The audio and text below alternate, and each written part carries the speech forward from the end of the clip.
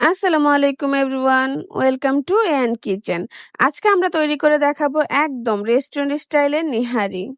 আপনারা বাসায় রেস্টুরেন্ট স্টাইলের এই স্পেশাল নেহারিটি যে তৈরি করবেন তার এ টু জেড টিপস থাকবে আজকের এই ভিডিওতে।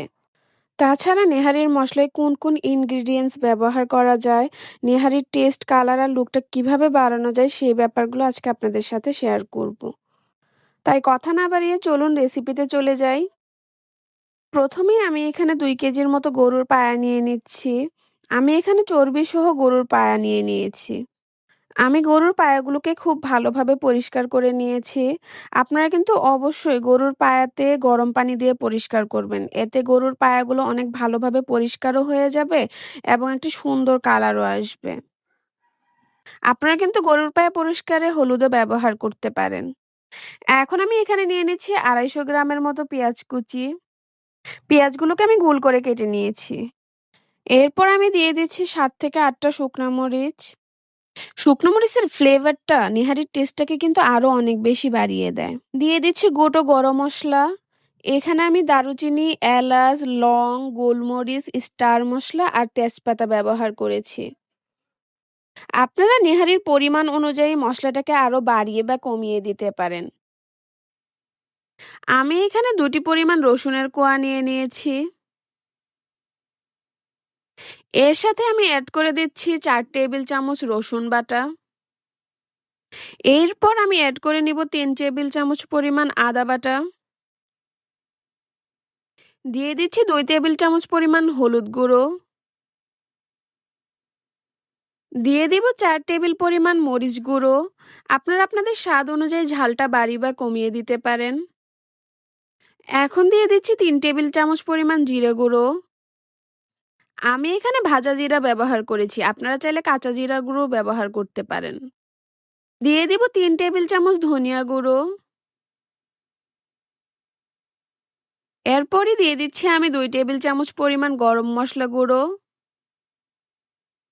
এখন দিয়ে দিচ্ছি স্বাদ অনুযায়ী ঠিক পরিমাণে লবণ। আপনারা আপনাদের স্বাদ অনুযায়ী লবণটা অবশ্যই দিয়ে দিবেন। মসলাগুলোকে ভালোভাবে মেরিনেট করার জন্য আমি এখানে দিয়ে দিচ্ছি সয়াবিন তেল। তেল মসলাগুলোকে নেহারির গায়ে সমানভাবে আটকে রাখতে সাহায্য করবে।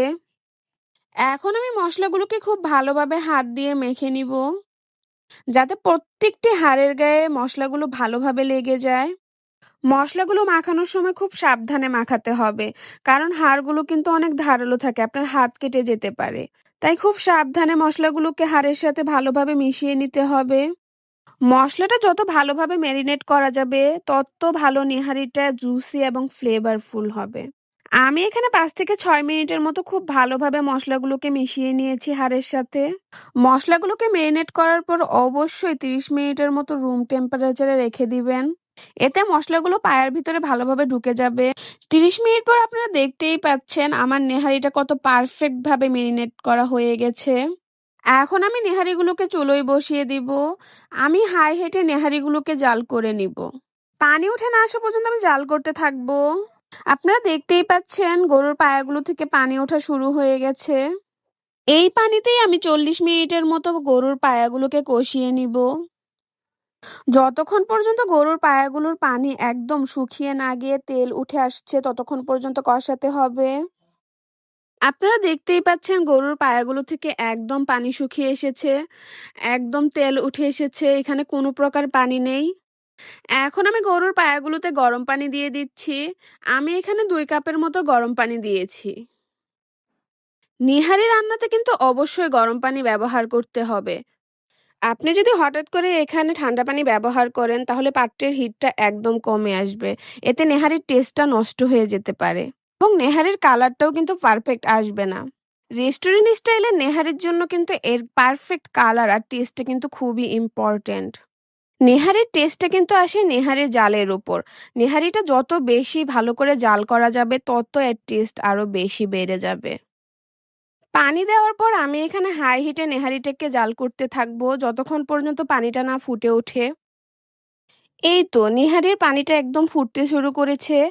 এখন আমি মিডিয়াম হিটে প্রায় ১ ঘন্টার মতো নেহারিটিকে জাল করে নিব। নেহারি জাল করার সময় একটা কথা অবশ্যই মাথায় রাখবেন, আপনার ঢাকনায় যদি কোনো ছিদ্র থাকে অবশ্যই ছিদ্রটা বন্ধ করে দিতে হবে যেন হাওয়া একদম বাহিরে না আসতে পারে। এতে নেহারি একদম সফট এবং পারফেক্ট হবে রেস্টুরেন্টের মতো। ১ ঘন্টা জাল করে নেওয়ার পর আমার নেহারির লুকটা একদম এইরকম এসেছে। দেখতেই পাচ্ছেন এখানে অতিরিক্ত ঝোলটা একদম কমে গেছে এবং কতটা তেল উঠে এসেছে। সেম এইভাবেই যদি আপনারা রান্না করেন তাহলে কিন্তু আপনাদের নেহারির কালারটাও ঠিক এইরকমই আসবে। দেখতেই পাচ্ছেন কালারটা কতটা পারফেক্ট হয়েছে। আপনাদের আমি দেখিয়ে দিচ্ছি আমার নেহারিটা কতটা জুসি আর কতটা নরম হয়েছে। আপনাদের যদি আমার ভিডিওগুলো ভালো লেগে থাকে তাহলে অবশ্যই আমার চ্যানেলটিকে সাবস্ক্রাইব করে দিবেন। আসসালামু আলাইকুম এভরিওয়ান। সবাই ভালো থাকবেন। আল্লাহ হাফেজ।